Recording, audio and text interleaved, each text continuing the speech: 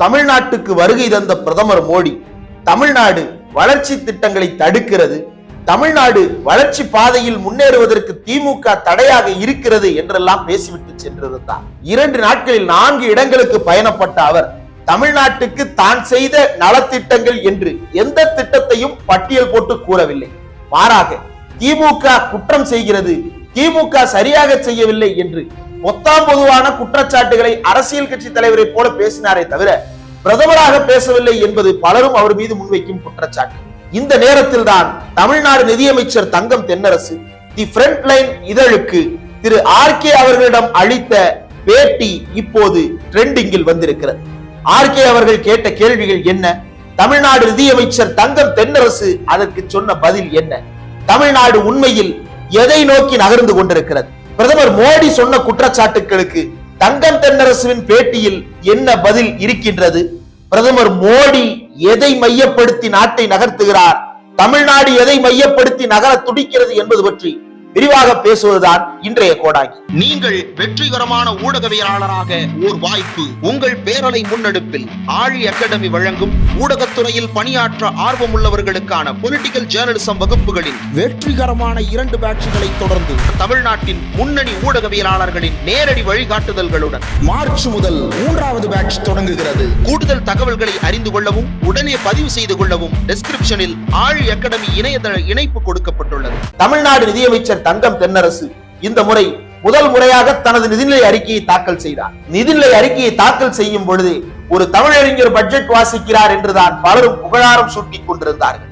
இதற்கு முன்பு பிடிஆர் அவர்கள் பட்ஜெட் வாசித்துக் கொண்டிருந்த பொழுது பட்ஜெட்டில் இருக்கக்கூடிய கருத்துக்களை எப்படியாவது மழுங்கடிக்க வேண்டும் என்கின்ற காரணத்தால் ஒரு சில ஊடகங்கள் பட்ஜெட்டை திணறி வாசித்த பிடிஆர், 4 முறை தண்ணீர் குடித்தார் பிடிஆர் என்றெல்லாம் அவரை ஏளனம் செய்து கொண்டிருந்தார்கள். ஆனால் தேசிய அளவில் அவர் உருவாக்கிய தாக்கமும் தேசிய அளவில் தமிழ்நாட்டு பட்ஜெட்டுக்கு அவர் உருவாக்கி தந்த வெளிச்சமும் யாராலும் அசைக்க முடியாததாக வளர்ந்து நின்றது.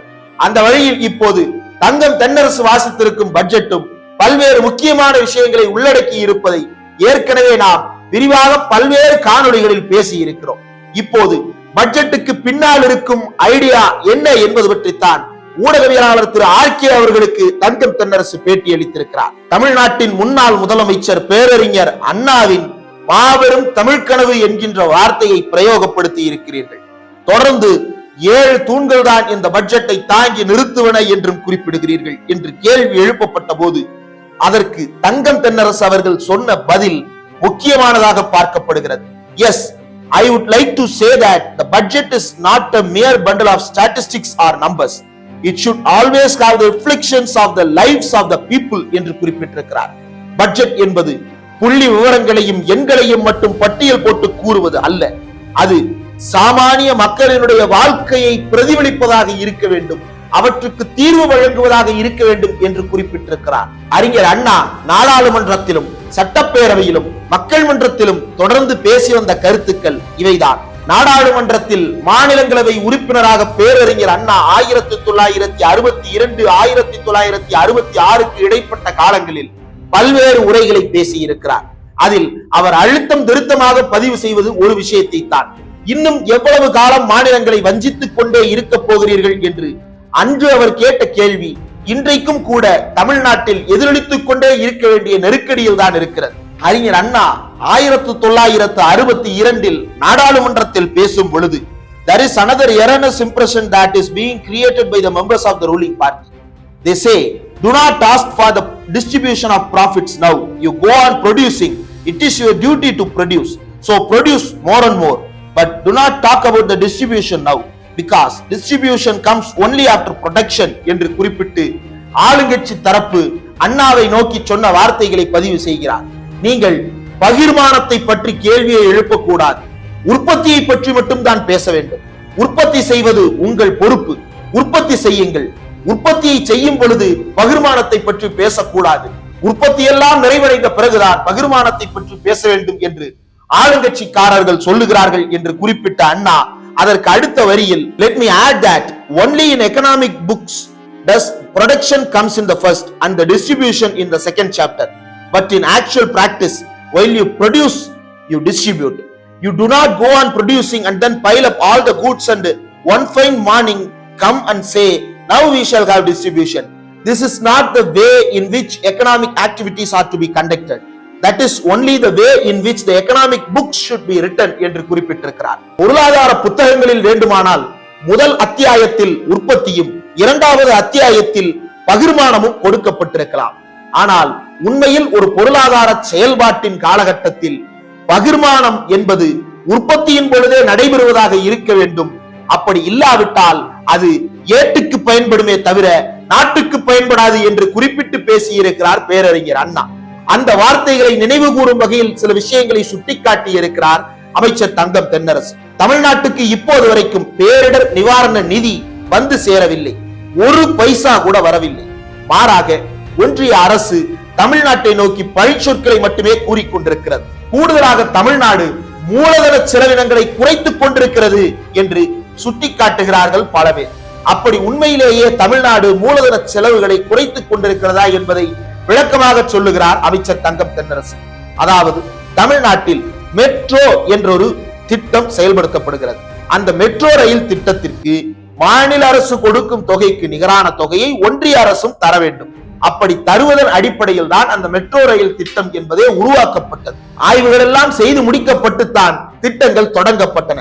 ஆனால் இப்போது வரைக்கும் ஒன்றிய அரசு தன்னுடைய தரப்பில் இருந்து இரண்டாம் கட்ட மெட்ரோ திட்ட பணிகளுக்காக பணத்தை ஒதுக்கீடு செய்யாமல் தடுத்து நிறுத்தி கொண்டிருப்பது ஏன்? ஆகவே அந்த திட்டத்தை முடித்து ஆக வேண்டிய நெருக்கடிக்கு உள்ளாகின்ற மாநில அரசு வேறு வழி இல்லாமல் பல்வேறு மூலதனங்களை திரட்டி அங்கு செலவு செய்ய வேண்டி இருக்கிறது. இந்த செலவுகளுக்கு காரணம் யார்? ஒன்றிய அரசு கொடுக்க வேண்டிய தொகையை கொடுத்திருந்தால் தமிழ்நாடு முழுமையாக மெட்ரோவில் மட்டுமே கவனத்தை குவித்திருக்க வேண்டிய அவசியம் இருந்திருக்காது. மாறாக ஒன்றிய அரசு வேண்டுமென்றே தமிழ்நாட்டை வஞ்சித்துக் கொண்டிருக்கிறது. அதே காலகட்டத்தில் 2 பேரிடர்கள் தமிழ்நாட்டை தாக்கி சூறையாடின. சென்னையில் ஏற்பட்ட மழை புயல் பெருவெள்ளம் மற்றும் திருநெல்வேலி பகுதிகளில் ஏற்பட்ட மழை புயல் பெருவெள்ளம். இந்த வெள்ள பாதிப்புகளின் காரணமாக பல்வேறு உட்கட்டமைப்பு சிதைவுகள் ஏற்பட்டிருக்கின்றன. மக்களுக்கு நிவாரணம் வழங்க வேண்டிய நெருக்கடி ஏற்பட்டிருக்கிறது. மாநில அரசுக்கு ஆண்டுதோறும் வந்து சேர வேண்டிய முதல் கட்ட மற்றும் இரண்டாம் கட்ட மாநில பேரிடர் நிவாரண நிதியை மட்டும்தான் ஒன்றிய அரசு விடுவித்திருக்கிறதே தவிர தேசிய பேரிடர் நிவாரண நிதியை விடுவிக்கவில்லை. அதன் காரணமாக தமிழ்நாடு அரசு அங்கு கூடுதலாக அக்கறை செலுத்த வேண்டி இருக்கிறது. அதனால் மூலதன செலவுகளில் குறிப்பிட்ட அளவு குறைந்திருக்கலாமே தவிர பெரிய அளவுக்கு எந்த குறைபாட்டையும் தமிழ்நாடு அரசு மூலதன செலவுகளுக்காக குறைக்கவில்லை என்று குறிப்பிட்டிருக்கிறார் அமைச்சர் தங்கம் தென்னரசு. மேலும் தமிழ்நாட்டுக்கு இருக்கக்கூடிய கூடுதல் நெருக்கடிகளான சில விஷயங்கள் இருக்கின்றன. தமிழ்நாடு மட்டும்தான் தொடர்ச்சியாக பட்ஜெட் வாசிக்கும் பொழுதும் கூட கொள்கை அடிப்படையிலான முடிவுகளை அறிவித்துக் கொண்டிருக்கிறது. கொள்கை அடிப்படையில் அந்த பட்ஜெட்டை தயாரிப்பதாக தொடர்ந்து உறுதியளித்துக் கொண்டிருக்கிறது. அதனை ஊடகவியலாளர் RK அவர்கள் கேள்வியாக கேட்கும் பொழுது, so how difficult is it to devise a budget when you have lofty ideals of social justice, empowerment of women, making sure that the youth gets a rightful place in society, environmentalism to the extent possible, etc. என்று கேள்வி எழுப்பிய பொழுது, அதாவது தமிழ்நாட்டு பட்ஜெட்டை நீங்கள் பேசும் பொழுது உயர்ந்த லட்சியங்களை பற்றியும் பேசுகிறீர்கள்.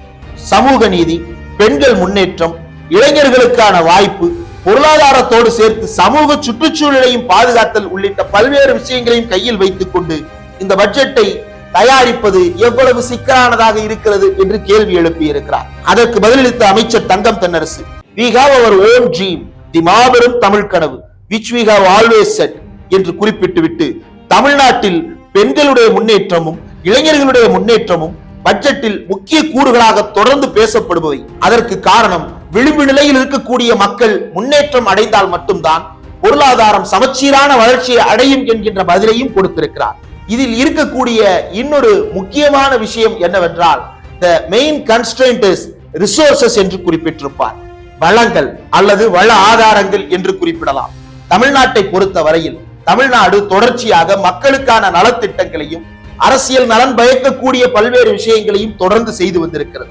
அதுதான் தமிழ்நாட்டில் இருந்த 2 பெரும் திராவிட கட்சிகளினுடைய மக்கள் பங்களிப்பாக மக்களால் இன்றைக்கும் கொண்டாடப்படுகிறது. அதனை தொடர்ந்து செய்ய வேண்டும் என்றால் தமிழ்நாட்டுக்கு தேவையான நிதி ஆதாரம் நம்மிடம் இருக்க வேண்டும். அந்த நிதி ஆதாரத்தை பொறுத்தவரையில் ஒன்றிய அரசு ஏற்கனவே வரி பகிர்வு, வெள்ள நிவாரணம் என்று வஞ்சித்தது மட்டுமல்லாமல் கூடுதலாக தமிழ்நாட்டில் இருக்கக்கூடிய டான்ஜெட்கோ, தமிழ்நாடு மின் பகிர்மான கழகத்திற்கு ஏற்படக்கூடிய இழப்புகளை மாநில அரசு உடனடியாக சரி செய்ய வேண்டும் என்று ஒரு நெருக்கடியை உருவாக்குகிறார்கள். அதாவது டான்ஜெட்கோவுக்கு 10,000 கோடியோ 15,000 கோடியோ இழப்பு அல்லது அங்கு வருவாய் பற்றாக்குறை என்று அறியப்படுகிறது என்றால் அந்த தொகையை உடனடியாக பொது நிதியில் இருந்து தமிழ்நாடு அரசு அங்கு செலுத்திவிட வேண்டும். ஒரு மாநில அரசு கடன் வாங்கி நடத்தவே கூடாது என்பது உலகத்தில் எந்த நாட்டிலும் சொல்லாத ஒரு விஷயம். உண்மையில் ஒரு நாடு என்பது கடனும் ஒரு பகுதியாகத்தான் இருந்து கொண்டிருக்கும்.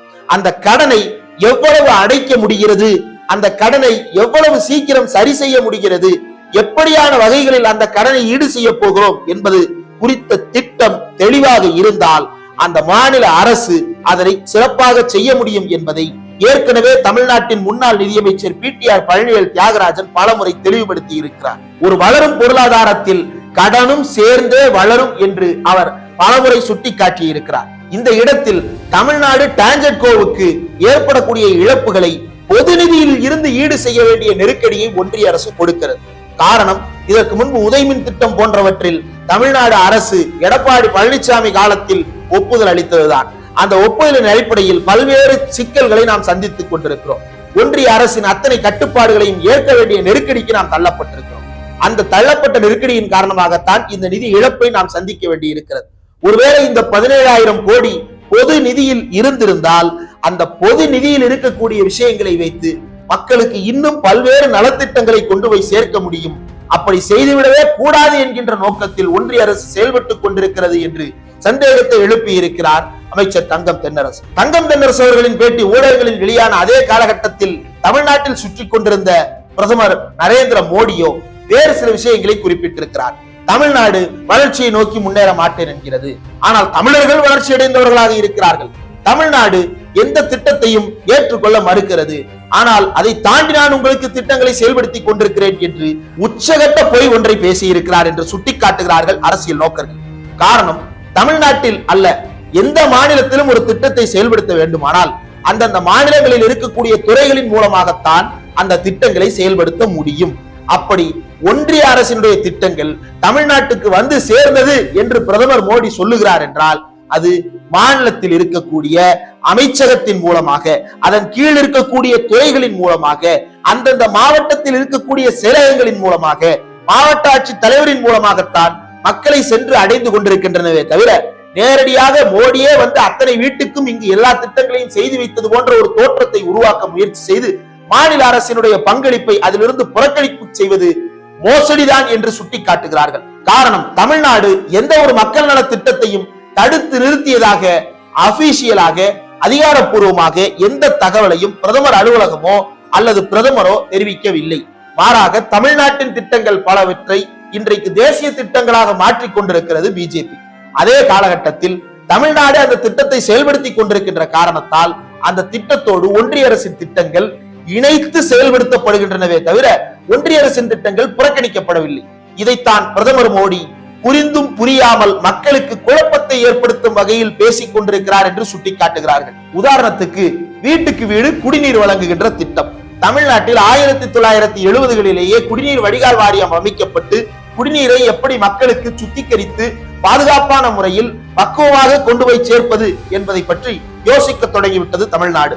ஏற்கனவே பல்வேறு கிராமப்புறங்களிலும் தமிழ்நாடு அரசு இதனை உறுதிப்படுத்தி பல கிராமங்கள் இதிலிருந்து மீட்கப்பட்டிருக்கின்றன. தமிழ்நாட்டில் குடிநீர் குழாய் இல்லாத தெருக்களே இல்லை என்கின்ற நிலையை தமிழ்நாடு அரசு உருவாக்கி வைத்திருக்கிறது. அந்த நேரத்தில் தான் ஜல் ஜீவன் மிஷன் என்று உள்ளே நுழைகிறார் பிரதமர் மோடி. இந்த திட்டத்தையும் கூட தமிழ்நாடு அரசு புறக்கணிக்கவில்லை. மாறாக தன்னிடம் இருக்கக்கூடிய உள்ளாட்சி அமைப்புகளையும் தன்னிடம் இருக்கக்கூடிய தமிழ்நாடு குடிநீர் வடிகால் வாரியம் போன்ற அமைப்புகளையும் பயன்படுத்தி அந்த திட்டத்தையும் நம்முடைய திட்டத்தோடு இணைத்து செயல்படுத்துவதற்கு முயற்சி செய்து கொண்டிருக்கிறது. அதைத்தான் தமிழ்நாடு அரசு செயல்படுத்தி காட்டி இந்தியாவிலேயே சிறப்பான முறையில் ஜல்ஜீவன் திட்டத்தில் குடிநீர் குழாய்களை அமைத்து தந்த மாநிலம் தமிழ்நாடு என்று தமிழ்நாட்டினுடைய அமைச்சர் கே நேரு அவர்களுக்கு பதக்கம் கொடுத்து வாழ்த்தி அனுப்பியது ஒன்றிய அரசு. இப்படி தான் கொடுத்த பதக்கத்தையே மறந்து போன பிரதமர் மோடி தமிழ்நாட்டில் வந்து இல்லாத பொல்லாத கருத்துக்களை மக்கள் மத்தியில் திணித்துக் கொண்டிருக்கிறார் என்பது அவர் மீது கடுமையான விமர்சனமாக மாறி இருக்கிறது. இதே நேரத்தில் தமிழ்நாட்டு அமைச்சர்கள் மட்டும் சும்மாவா இருக்கிறார்கள்?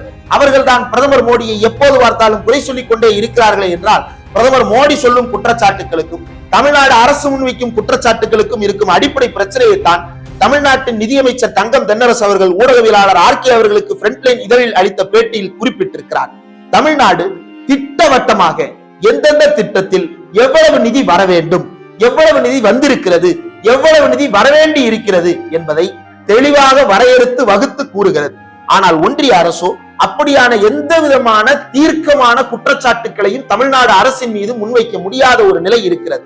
இந்த நிலையில்தான் தமிழ்நாட்டை எப்படியாவது தமிழ்நாட்டில் இருக்கும் அரசை பலவீனப்படுத்த வேண்டும் என்கின்ற நோக்கத்தில் ஒன்றிய அரசும் பாரத பிரதமரும் செயல்பட்டுக் கொண்டிருக்கிறார்கள் என்பது குற்றச்சாட்டு. மக்கள் நலனில் அக்கறை இருந்தால் திட்டத்துக்கான வளங்களை எப்படியும் திரட்ட முடியும். அதனை தமிழ்நாடு அரசு செய்து கொண்டிருக்கிறது.